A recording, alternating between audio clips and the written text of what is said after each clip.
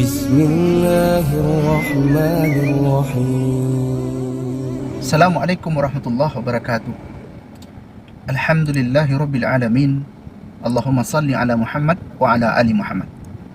Sahabat konselor rumah sakit dimanapun Anda berada, kita berbagi kisah kasus konseling tentang orang-orang yang takut menikah.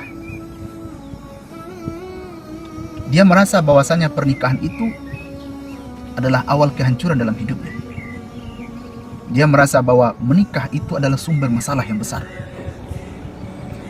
Dia merasa bahwa pernikahan itu sesuatu yang menyakitkan. Sehingga kalau ada yang serius yang datang kepadanya, dia berkeringat, dia cemas, dan bahkan ada yang marah kalau ada orang bercerita tentang pernikahan kepadanya. Namun ada juga yang menarik diri, yang minder. Kalau ada orang bercerita tentang menikah, terkadang hatinya itu menarik diri. Dia tidak suka dengan kata-kata dan bahasa seperti itu.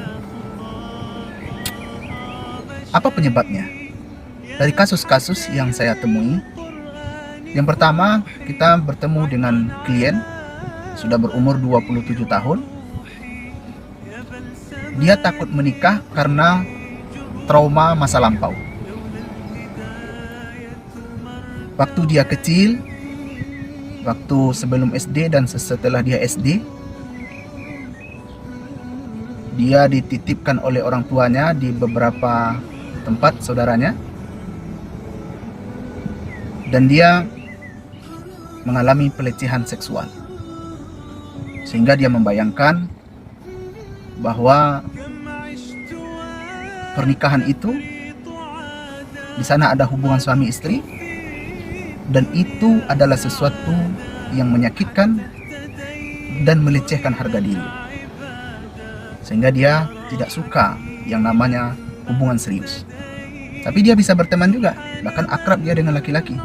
Tapi kalau sudah berbicara tentang mengarah kepada serius, dia langsung menarik diri dan dia ada perasaan cemas yang muncul dalam dirinya. Kemudian yang kedua, di kasus yang kita temui, ada perasaan benci kepada laki-laki. Karena ibunya sering mendapatkan perlakuan kasar dari ayahnya. Dan bahkan tidak itu saja. Terkadang dari saudara-saudara ayahnya pun ada yang memperlakukan ibunya dengan kasar, sehingga dia tidak suka dengan laki-laki. Nah, dia membayangkan kalau di dalam pernikahan itu dia nanti akan dianiaya, dipukul sampai berdarah.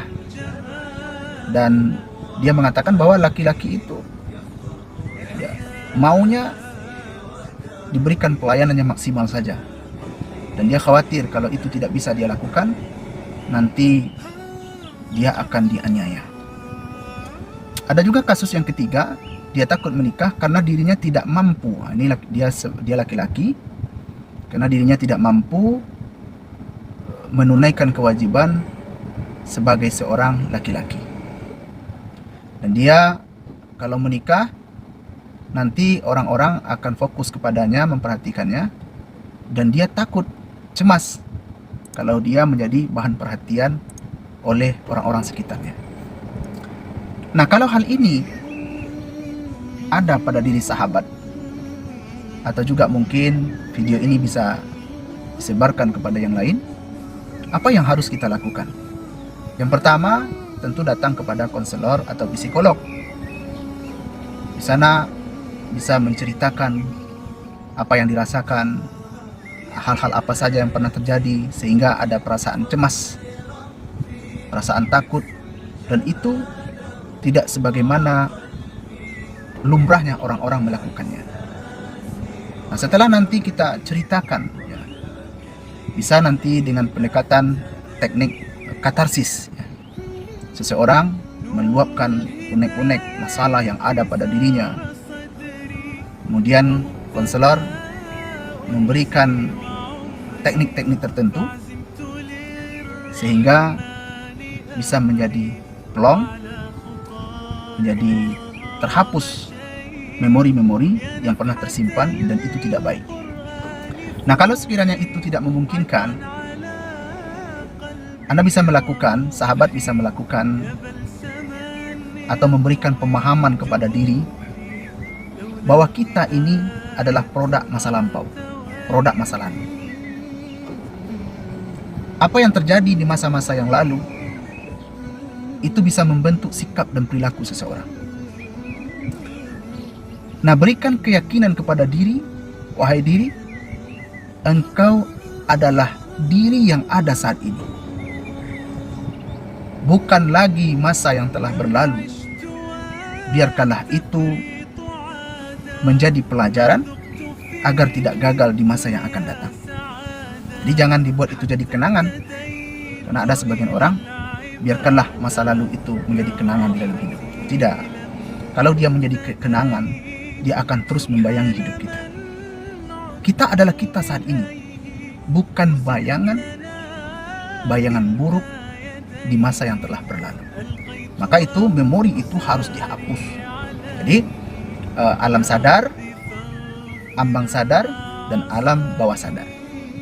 Masuk ke alam ambang sadar, ya, kita bisikan, kita katakan, kita tepuk diri kita ini, dipanggil dia, wahai diri, engkau adalah diri yang ada pada saat ini. Pengalaman yang buruk di masa berlalu, buang, dan mari berkaca di masa yang akan datang. Karena ayat juga mengatakan begitu.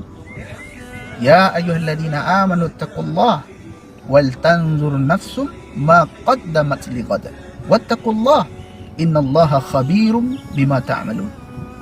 Wahai orang-orang yang beriman, taati Allah. Hendaklah masing-masing diri memperhatikan apa yang akan dia lakukan untuk hari esok. Tentu ada program. Nah, menikah itu adalah program yang paling hebat di dalam Islam. Bahkan kata Rasulullah, separuh dari agama adalah pernikahan. Sehingga akan muncul sakinah. Menikah itu adalah sakinah. Wa min ayatihi an khalaqa lakum min anfusikum azwaja litaskunu ilaiha. Di antara tanda kebesaran Allah, tanda ayat-ayat Allah, diciptakan manusia berpasang-pasangan agar mereka merasa sakinah, mawaddah, warahmah.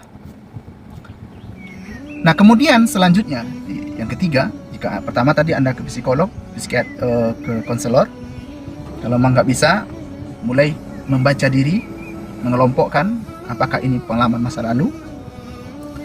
Kemudian yang ketiga, mesti punya ilmu tentang pernikahan.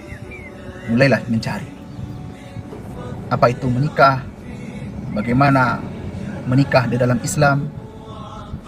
Apa yang harus dilakukan dalam masa-masa pernikahan? Kemudian bagaimana berlaku setelah menikah? Bagaimana Islam mengajarkan tentang hubungan suami istri? Menata kehidupan, manajemen konflik di dalam rumah tangga, seni komunikasi di dalam hubungan. Nah, belajar itu. Karena memang tidak dipungkiri juga bahwasanya yang namanya interaksi tentu ada yang pas, ada yang tidak pas juga. Nah, kalau kita punya ilmu tentang itu, insya Allah kita akan bisa memahami dan menatap masa depan lebih baik. Nah, kalau itu dibiarkan, dikhawatirkan nanti akan menggores, ya, mencatat masa lalu yang buruk kedua. Karena hari ini kita tidak mengambil keputusan, itu merupakan suatu keputusan, tapi keputusan yang tidak diprogram. Nah, kalau dibiarkan, akan muncul di masa yang akan datang suatu penyesalan, karena pada hari ini kita tidak mengambil suatu keputusan. Nah, setelah itu Anda bisa memulai melirik siapa-siapa yang mungkin dijadikan sebagai pasangan. Ingat, di dalam Islam, wanita baik-baik akan menikah dengan laki-laki yang baik-baik. Yang buruk akan menikah dengan wanita yang buruk juga. pasangan adalah cerminan diri. Oleh sebab itu, persoleh diri agar yang soleh itu datang. Perbaiki diri agar yang baik itu datang.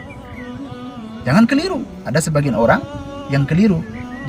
Setiap orang kalau ditanya apakah dia adalah preman, orang jahat, perampok, pembunuh, kalau ditanya dia mau menikahi pasangan seperti apa, dia akan katakan orang soleh, orang baik.